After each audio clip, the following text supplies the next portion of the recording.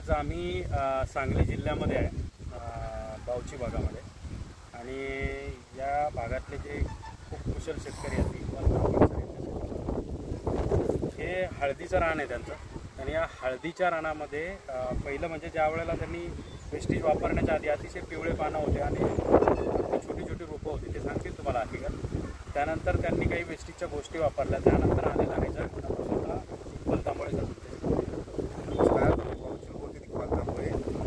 हे क्षेत्र आहे ते चुनखडीमधलं आहे, 65% चुनखड क्षेत्र आहे. यामध्ये हळदसुद्धा जादा येत नाही आहे, पण याचं जी खतं आम्ही सोडली त्यामुळे ग्रोथ चांगला आहे आणि पिकाचे बघण्याचा दृष्टिकोन चांगला आहे. पानं वगैरे रुंद वगैरे आहे ते आणि बऱ्यापैकी पीक बरं वाढते. खताचा रेट चांगला आहे. बरोबर आहे. आणि आपण यांना देताना बघा काय दिलं होतं sir? Agri 82, agri protect, agri gold आणि ॲग्री ह्युमिक, अशा 4 गोष्टी यांना आपण दिल्या होत्या. आणि त्यानंतरचा आलेला रिझल्ट हा आपलातून आहे. आता आम्ही काही व्हिजिट करून आलो प्लॉटच्या.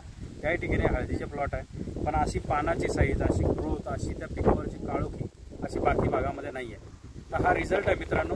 आणि आतापर्यंत सर याच्यामध्ये हे चुनखडीचं रान आहे म्हणतात, 65% चुनखडी म्हणजे खूप होतं ते आहे ना, म्हणजे हलकी रान आहे ती अगदी.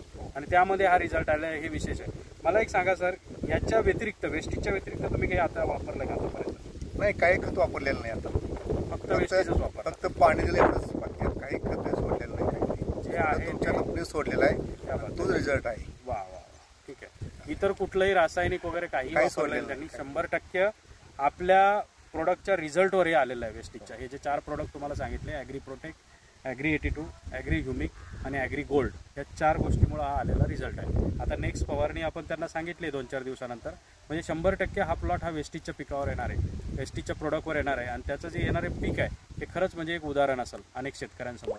त्यामुळे सेंद्रिय शेती, विषमुक्त शेती ही खरंच काळाची गरज आहे.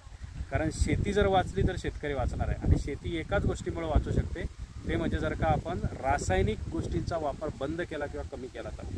अदरवाईज आपल्याकडे क्षेत्र असेल पण उपजाऊ क्षेत्र नसेल.